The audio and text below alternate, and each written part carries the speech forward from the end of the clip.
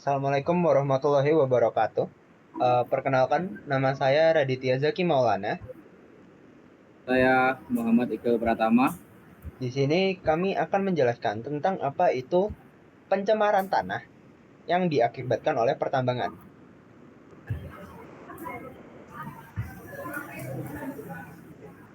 Nah, Indonesia itu merupakan salah satu produsen batu bara terbesar di dunia. Pertumbuhan pertambangan di Indonesia ini telah meningkatkan jumlah perusahaan swasta yang melakukan eksplorasi dan penambangan di Kalimantan Selatan terutama. Namun, perusahaan-perusahaan ini masih kekurangan kesadaran terhadap kerusakan ekologi yang ditimbulkan oleh dampak-dampak tambang batu bara tersebut. Banyak lokasi tersebut yang tidak direhabilitasi, menyisakan batuan limbah, residu kimia, serta danau buatan dari bekas galian. Oleh karena itu, area tambang yang ditinggalkan harus dipulihkan demi menjaga kelestarian lingkungan.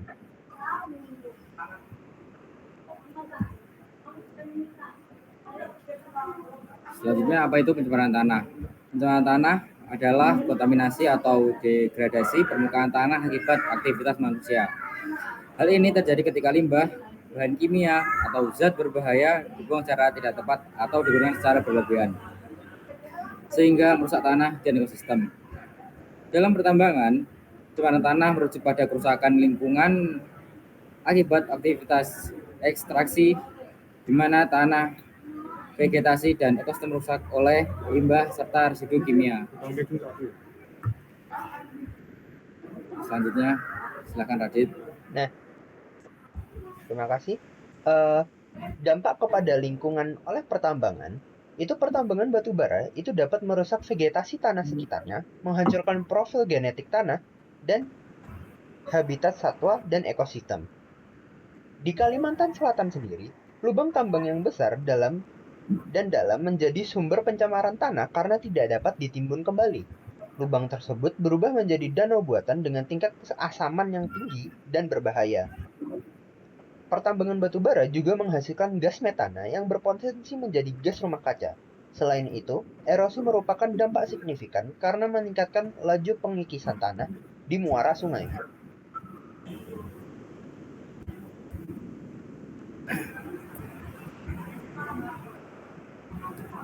Selanjutnya, contoh dari pencemaran lingkungan.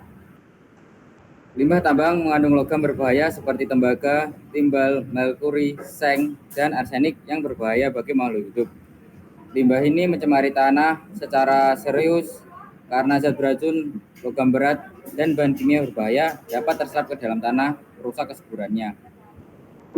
Lebih jauh, polutan tersebut dapat merembes ke air tanah dan membahayakan sistem serta menimbulkan risiko besar bagi kesehatan manusia. Selanjutnya silakan Radit. Dan ini contoh foto dari kasus yang kita peroleh dari pencemaran tanah tersebut. Nah, pertambangan batu bara di Kalimantan Selatan ini dimulai itu sekitar tahun 1849 di era penjajahan kolonial Belanda hingga sampai saat ini dengan perbedaan hanya berbeda di perusahaan-perusahaan yang mengelola tambang tersebut.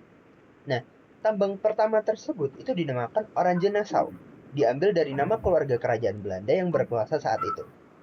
Peresmian tambang tersebut di Pengaron, lebih tepatnya, itu oleh Gubernur Jenderal Hindia Belanda, J.J. Roelofsen, menandai awal aktivitas batubara di wilayah tersebut dan kemudian menyebar ke seluruh Kalimantan Selatan hingga sampai saat ini. Selanjutnya Iqbal. Terima kasih, baik. Selanjutnya kita akan bahas tentang rehabilitasi yang dilakukan. Yang pertama yaitu pemulihan kontur tanah. Perusahaan mengembalikan kondisi lahan bekas tambang agar menyerupai keadaan semula. Yang kedua, revegetasi. Penanaman kembali vegetasi asli atau tanaman yang sesuai dengan lingkungan setempat, seperti eukaliptus, sengon, dan bambu untuk mengurangi debu serta menyerap polusi udara. Yang ketiga, fitoremediasi, yaitu penanaman tumbuhan seperti aceng gondok untuk menyerap polutan dari air di area yang tergenang. Selanjutnya Adit silahkan. Nah, selanjutnya ini adalah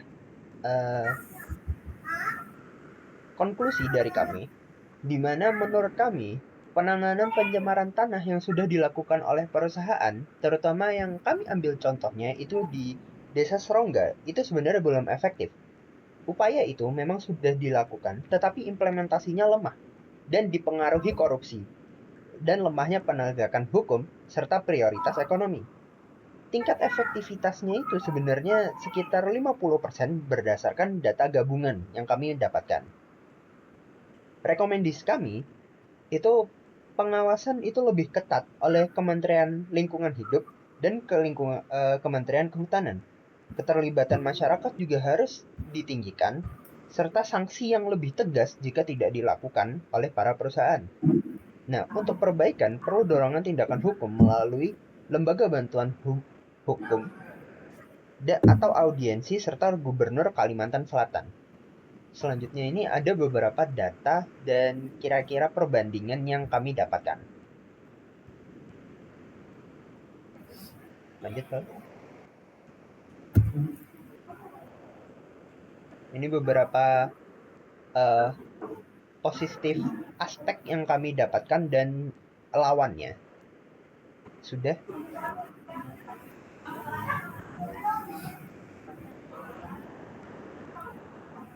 Sekian presentasi dari kelompok kami, kurang lebihnya kami mohon maaf. Wassalamualaikum warahmatullahi wabarakatuh.